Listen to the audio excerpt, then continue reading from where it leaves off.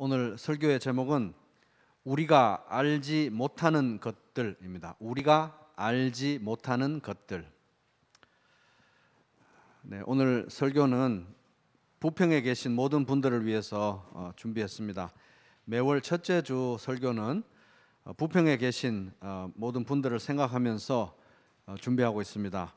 성령님께서 부평 지역에 방문해 주시고 또 터치해 주셔서 오늘 이 말씀이 필요한 영혼들을 찾아주시고 또 이 말씀을 사용하셔서 구원의 역사를 일으켜 주시기를 기도하는 마음으로 말씀을 전하겠습니다. 우리 부평교회 성도님들은 매월 첫째 주는 전도 설교를 하는구나 기억하시고 초대해야 될 구도자들을 매주 첫 주 예배에 초대하시면 되겠습니다. 그리고 오늘 이 말씀을 들으시고 또 각자 기도하고 있는 구도자들, 또 오늘 이 말씀이 꼭 필요한 영혼들을 기억하셔서 기도하는 마음으로 이 말씀 전하시고, 그래서 생명과 은혜의 통로로 쓰임 받기를 바랍니다. 저도 이제 매월 첫째 주 전도 설교 이렇게 준비하면서 복음을 선포하는 복음적인 설교자로도 성장하고 특별히 하나님 말씀을 우리들만의 용어, 우리만 알아들을 수 있는 표현들이 아니라 믿지 않는 분들의 입장에서 생각하고 또 그분들의 관점에서 설명해낼 수 있는 또 훈련이 되기를 바라는 마음이 있고요. 우리 부평교회 전체적으로도 이렇게 매월 첫 주에 전도 설교를 하고 이 말씀을 그런 관점에서 듣고 또 나누는 그런 훈련을 함으로써 말씀과 복음을 우리들만의 것으로 점점 우리들만의 언어로만 표현하는 그런 신앙이 아니라 믿지 않는 분들의 관점에서 풀어서 생각하고 또 간절히 전하고자 하는 복음 전도적인 캐리그마적인 교회로 함께 성장하게 되기를 바랍니다. 소크라테스식 대화법, 소크라테스식 대화법을 산파술이라 그러죠. 산파술이라고 부르는 이유는 산파가 아기를 받듯이 끊임없이 상대방에게 질문을 던져서 결국은 상대방도 당신도 나처럼 아는 것이 아무것도 없구나, 이거를 이제 깨닫게 하기 위한 대화법이 이제 산파술, 소크라테스식 대화법이라고 합니다. 그러니까 이제 산파술은 이제 모른다는 것을 깨닫게 하기 위한 대화의 방식이죠. 질문을 통해서. 그래서 무지에 대한 자각을 일으키기 위한, 무지에 대해서 깨닫게 하기 위해서 사용하는 대화법입니다. 왜 소크라테스가 이런 대화법을 썼느냐, 산파술을 썼느냐? 모른다는 것을 아는 게 너무너무 중요하기 때문입니다. 왜 그렇게 중요하냐? 모른다는 걸 알아야 거기서부터 참된 알미 시작되기 때문입니다. 이제 인생의 아이러니, 우리가 살아가는 인생의 아이러니는 이런 겁니다. 인생을 살려면은 꼭 알아야 하는 것들이 있죠. 인생을 살기 위해서는 꼭 알 필요가 있는 것들이 있는데 그걸 모른다는 거예요. 우리가 인생을 살기 위해서는 꼭 알아야 될 필요가 있는 것들이 있는데 그것들을 모른다는 겁니다. 그래서 이제 인생을 살면서 꼭 알아야 되는데 이제 꼭 알아야 될 필요가 있는 것들에 대해서 사실은 모르고 있는데, 이 문제에 대해서 대부분의 사람들은 난 알아, 스스로 안다고 생각하거나 아니면 몰라 신경 안 써, 외면하는 방식으로 대응을 합니다. 근데 이제 오늘 이제 본문 말씀 우리가 이제 살펴보면서 이제 설교의 목표는, 오늘 설교의 목표는 인생을 살아가는 데 있어서 꼭 알아야 될 필요가 있는데 우리가 모르고 있는 것들을 찾아내는 거예요. 성경 말씀으로부터.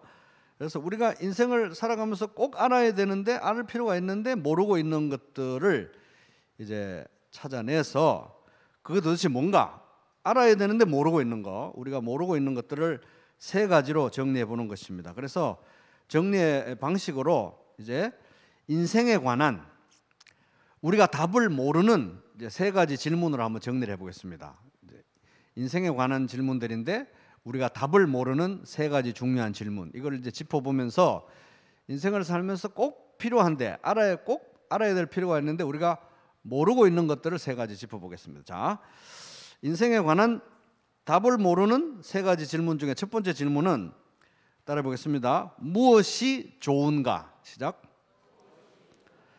자, 6장 12절 보겠습니다. 오늘 본문은 이제 7장 13, 14절 읽었는데 좀 앞으로 돌아가서 6장 마지막 절이죠. 6장 12절 같이 읽어보겠습니다. 시작.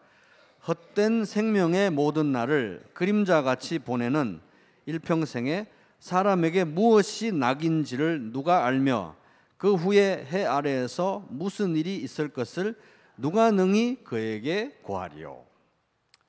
이거 이제 세 번역으로 제가 한번 읽어보겠습니다.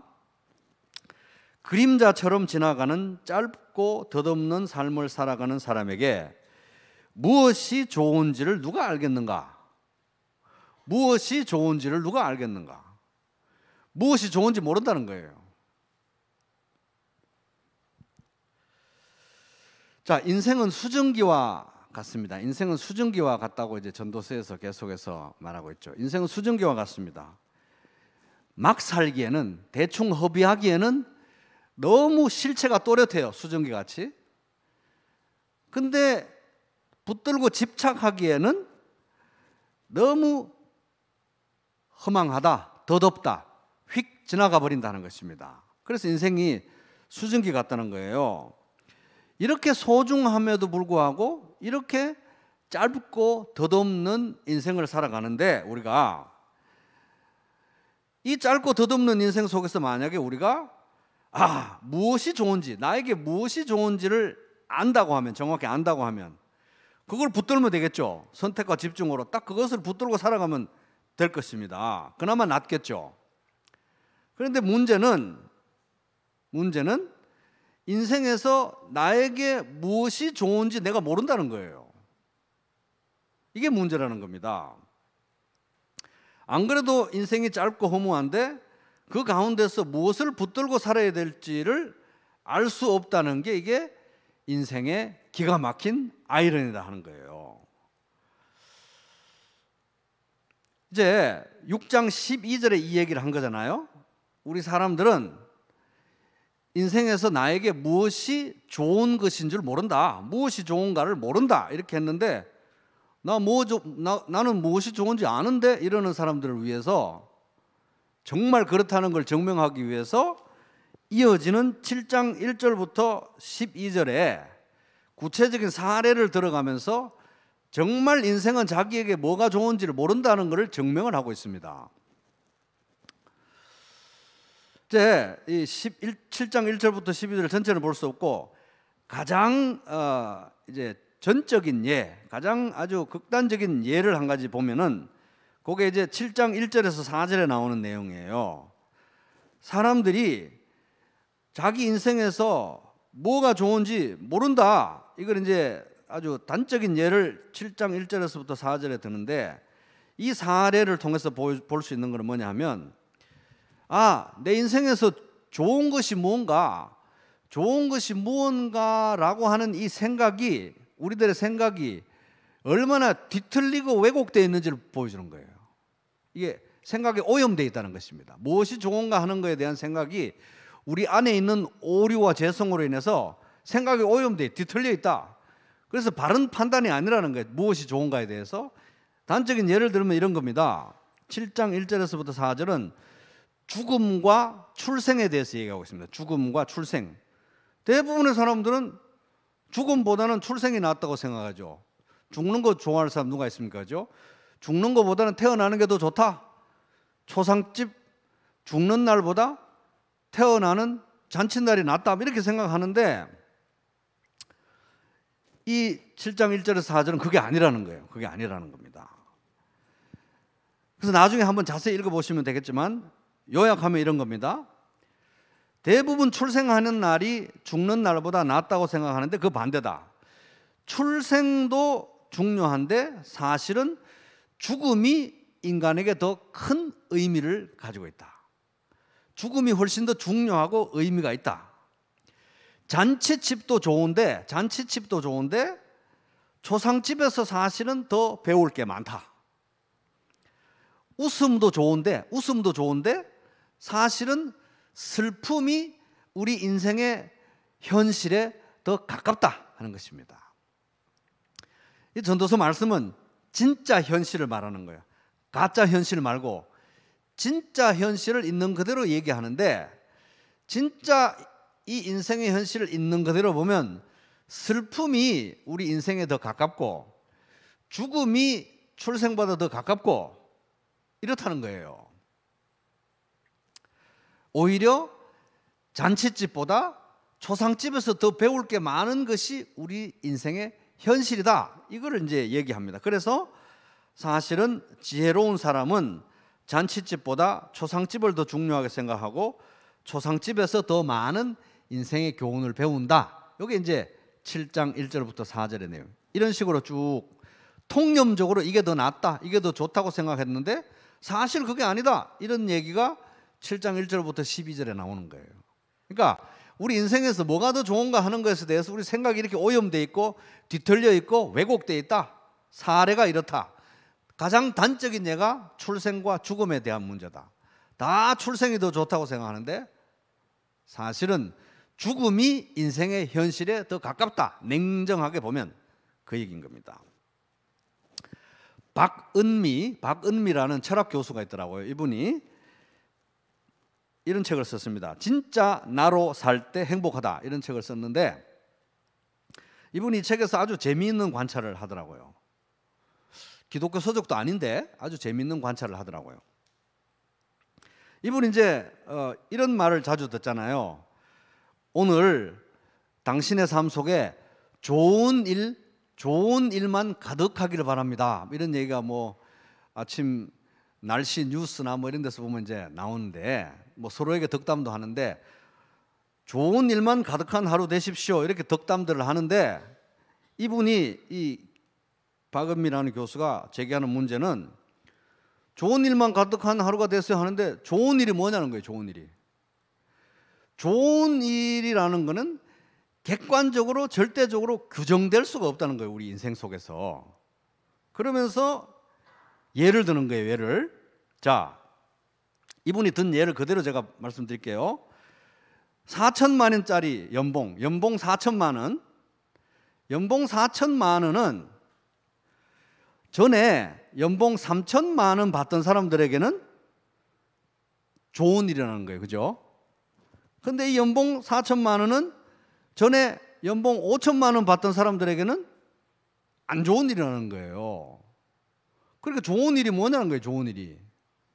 그래서 이분이 하는 말은 좋은 일이라는 것은 항상 상대적인 것일 수밖에 없다. 그리고 좋은 일이라는 것은 항상 전보다 나아져야 좋은 일이지 전보다 안 좋아지면 좋은 일이라고 사람들이 안 여긴다는 거예요. 그러니 이분이 생각을 해보니까 좋은 일이라는 게 뭐냐는 거예요. 좋은 일만 가득한 하루 되세요 하는데 좋은 일이 뭐냐는 거예요. 그런 것은 객관적이고 절대적으로 어떤 규정할 수 있는 개념이 아니라는 거예요.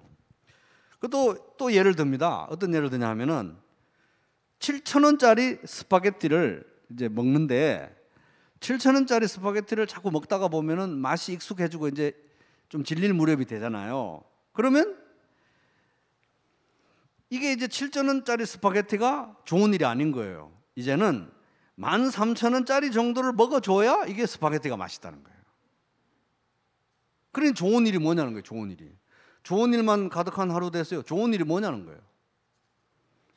이 철학자가 이렇게 얘기를 하는 거예요. 그죠? 신기하죠?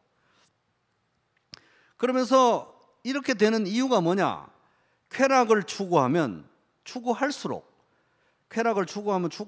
오히려 불만족이 커진다는 이런 역설 때문에 이런 현상이 일어난다. 이렇게 말합니다. 그러면서 그러면 쾌락을 추구하면 할수록 더 불만족이 커진다는 역설은 왜 생기느냐? 그 이유를 말하는데 이런 거예요. 속도가 다르다는 겁니다. 속도가. 그러니까 현실에서 쾌락을 얻는 속도보다 욕망이 늘어나는 속도가 더 빠르기 때문이라는 거예요. 그래서 또 예를 듭니다. 이 사람이 뭔 예를 드냐면 30평 아파트를 얻기 위해 돈을 버는 속도는 매우 느리다는 거예요. 그런데 40평 아파트에 대한 욕망이 생기는 속도는 무척 빠르다는 것입니다. 그래서 이런 역설이 생긴다는 거예요. 쾌락을 추구하면 할수록 불만족은 더 빠른 속도로 늘어난다. 그래서 이제 이 책에서 또 한 가지 예를 들더라고요. 뭐냐면은 연수입이 수십억인 어떤 사람이 굉장히 불행해 하는데 그 사람의 경우를 사례를 듭니다. 연수입이 수십억 원인데 이 사람이 뭐 비싼 외제차도 여러 대고 집도 뭐 여러 채고 남부러울 것이 없어요. 그런데 놀라운 거는 이 사람이 늘 불만에 가득한 얼굴로 다닌다는 거예요. 불만이 가득하다는 거예요. 그래서 이제 살펴보니까 이 사람의 불만의 요체는 뭐냐? 불만의 요체.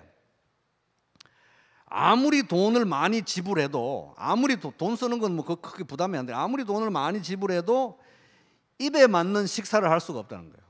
맛있는 거 다 먹어봐가지고. 그리고 아무리 돈을 많이 지불해도 마음에 드는 물건을 살 수가 없다는 거예요.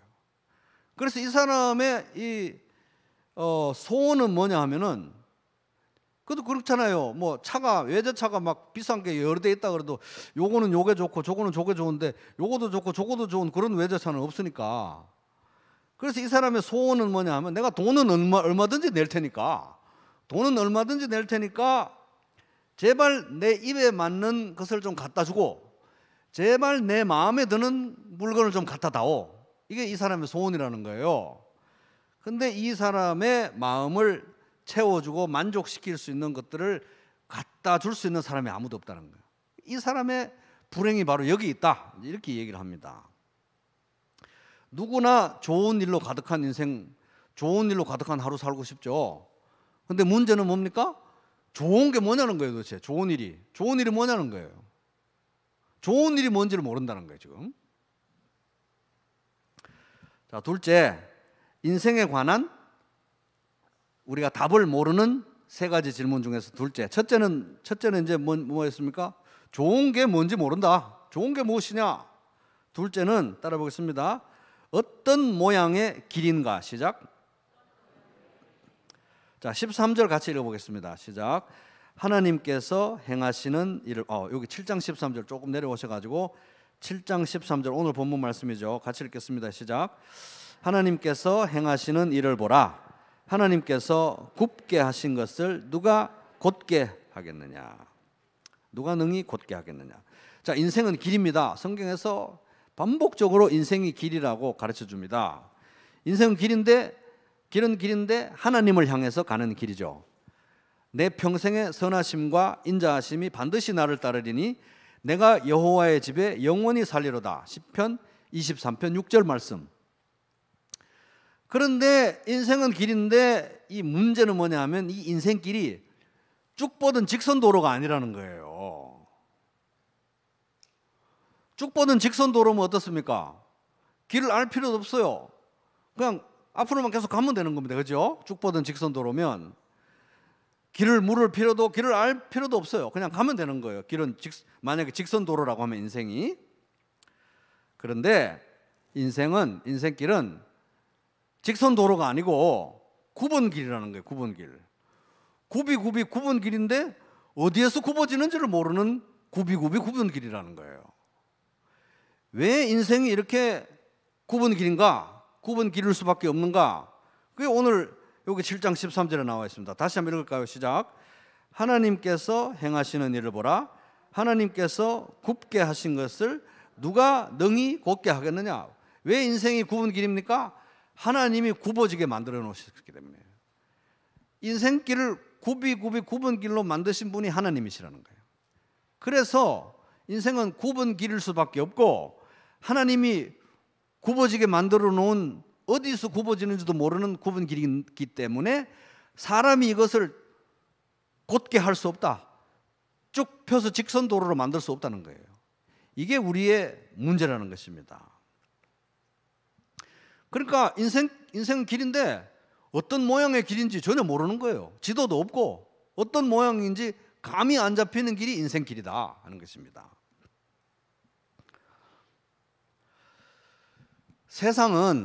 이 세상에서는 열심히 노력하면은 우리 인생길을 우리가 개척할 수 있다고 말하죠. 그러니까 열심히 해라. 열심히 해라. 없던 길도 열심히 노력하면 만들 수 있고, 굽은 길도 직선 도로로 쭉 펼 수 있고, 자기 운명은 자기가 개척할 수 있다고 이 세상에서 계속 반복적으로 메시지를 내보내고 있습니다. 그러면 좋겠죠. 그러면 좋을 것입니다. 근데 성경은 정말 냉정하게 현실을 가감없이 미화하지 않고 있는 그대로 말해줍니다.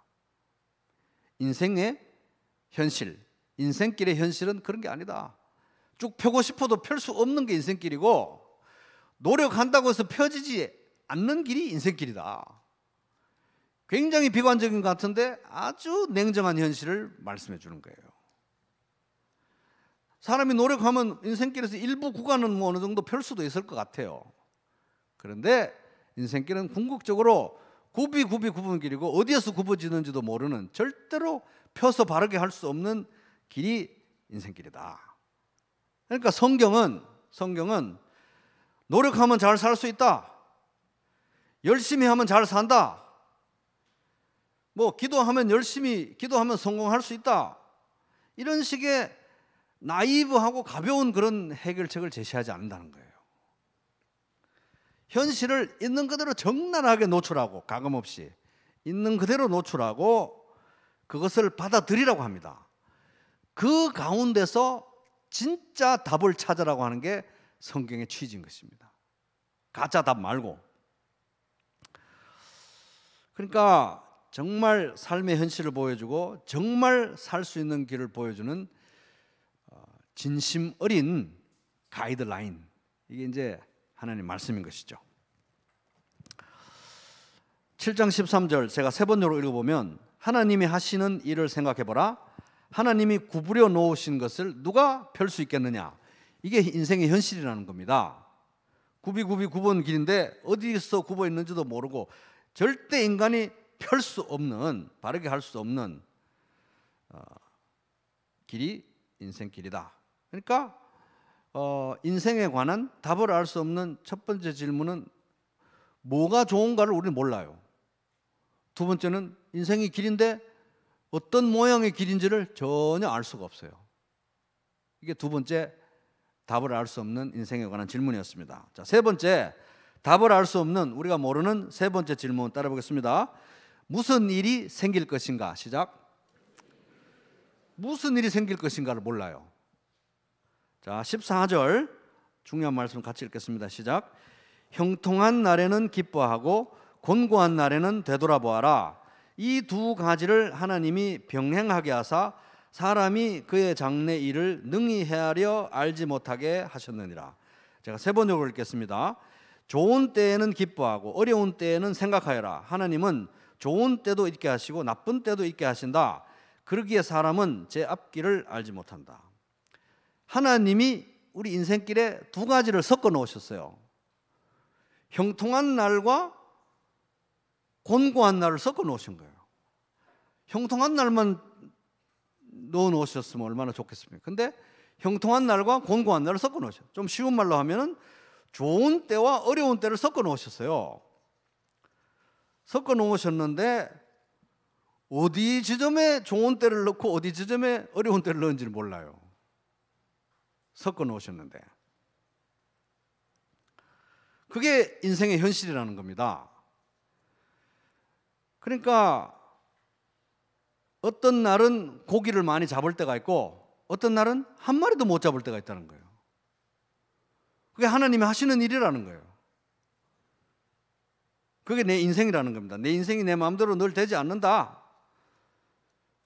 늘 경기에서 이길 수가 없어요. 어떤 날은 이기고 어떤 날은 또 지는 겁니다. 좋은 날이 있고 어려운 날이 있고 형통할 때가 있고 공고할 때가 있다는 거죠. 섞어 놓으셨는데 어디 지점에 뭐가 나올지를 몰라요. 그래서 인간은 자신의 지혜로 미래에 무슨 일이 일어날지, 다음 순서에 어떤 일이 다가올지를 알 수 없다. 이게 인생의 현실이다 하는 겁니다. 이런 걸 인간이 뒤집을 수가 없다 하는 거예요. 그러면 이제 이런 상황에서 하나님이 좋은 날과 어려운 날을 섞어놓고 형통한 날과 곤고한 날을 이렇게 막 섞어놔서 다음 순서가 뭔지를 모르고 결말이 어떻게 될지도 모르는 이런 인생, 우리가 바꿀 수도 없는, 하나님이 하셨기 때문에 이런 상황에서 그럼 우리가 할 수 있는 일은 뭔가? 하나님의 섭리에 순응하는 것입니다. 따라해 볼게요. 섭리에 순응하자. 섭리에 순응하라. 섭리에 순응하는 거예요. 그럼 하나님의 섭리는 뭔가? 하이델베르크 요리문답 제27문에 보면 하나님의 섭리란 무엇인가요? 답 이렇게 되어 있습니다. 섭리란 하나님의 전능하고 언제 어디서나 미치는 능력으로 하나님께서 마치 자신의 손으로 하듯이 하늘과 땅의 모든 피조물을 여전히 보존하고 다스리는 것입니다. 이게 섭리라는 거예요. 그리하여 자 보세요. 잎새와 풀, 비와 가뭄, 좋은 때와 어려운 때가 다 섞여 들어갑니다. 비와 가뭄, 풍년과 흉년, 먹을 것과 마실 것, 건강과 질병, 부와 가난, 참으로 이 모든 것이 우연이 아니라 아버지와 같은 그의 손길로 우리에게 임합니다. 이게 섭리라는 거예요. 그러니까 좋은 일 나쁜 일이 막 섞여 있는데 언제 뭐가 다가올지 모르는 미래를 알 수 없는 인생, 우리가 어떻게 되냐? 섭리에 순응해야 된다. 순리에 따라가야 된다는 거죠. 하나님의 뜻에 따라가야 된다. 몸을 실어야 된다 하는 것입니다. 섭리에 순종하는 구체적인 삶의 모습이 여기 이제 14절에 나오는 거죠. 형통한 날에는 기뻐하고 곤고한 날에는 되돌아보라. 그래서 형통한 날, 좋은 날에는 하나님께서 주시는 1인분의 오늘 누릴 수 있는 소소한 행복을 마음껏 기뻐하고 하나님을 찬양하고, 어려운 날, 곤고한 날에는 생각하는데 뭘 생각합니까? 하나님을 생각하는 거예요. 그게 이제 우리가 섭리에 순종하는 구체적인 삶의 모습인 것입니다. 항상 좋은 일만 있어야 되는데, 항상 좋은 일만 있는 사람도 있는데 내 인생은 왜 이런가? 이건 아주 철이 없는 생각이라는 거죠. 그런 인생은 없다는 것입니다. 그런 척하는 사람이 있을 수 있어도 그런 인생은 어디에도 없다 하는 것입니다. 자, 오늘 말씀을 이제 요약해 볼게요. 인생에 관해서 우리가 답을 알지 못하는 세 가지 중요한 질문 살펴봤는데, 첫 번째는 뭐냐 하면 내 인생에서 나에게 무엇이 좋은 줄을 나는 모른다. 둘째, 내 인생길이 어떤 모양으로 생겼는지 나는 모른다. 셋째, 다음에 무슨 일이 생길지 나는 모른다. 그러니까 뭡니까? 인생에서 제일 중요한 거 세 가지를 모르는 거예요. 이게 우리의 현실인 것입니다. 자, 오늘 말씀이 우리들에게 주는 교훈, 도전은 뭡니까? 따라보겠습니다. 인생길에는 안내자가 필요하다. 시작. 요한복음 14장 6절, 예수께서 이르시되 내가 곧 길이요 진리요 생명이니 나로 말미암지 않고는 아버지께로 올 자가 없느니라. 이 세 가지를 모르는데 뭐가 좋은지도 모르죠. 어떤 모양으로 생긴 길인지도 모르죠. 다음 순서에 뭐가 올지도 모르는데 안내자가 없으면 어떻게 이 길을 간다는 겁니까? 안내자가 반드시 있어야 되는 인생길이다. 하나님의 아들 예수님은 우리의 인생길의 안내자, 목자가 되기 위해서 이 세상에 오셨습니다. 길을 잃은 자에게 길이 되어주시고, 진리를 찾는 자에게 진리가 되어주시고, 생명이 시들어가는 사람들에게 생명이 되어주시기 위해서 이 세상에 오셨고, 그 일을 위해서 우리 모든 죄를 지시고 십자가에 죽으셨고 3일 만에 부활하신 분이 바로 하나님의 아들 예수 그리스도이십니다. 지금 이 예수님은 부활하시고 성천하셔서 하나님 보좌 우편에서 우리를 위해서 기도하고 계십니다. 예수께서 이르시되 내가 곧 길이요 진리요 생명이니 나로 말미암지 않고는 아버지께로 올 자가 없느니라. 예수님이 여러분의 길이 되십니다.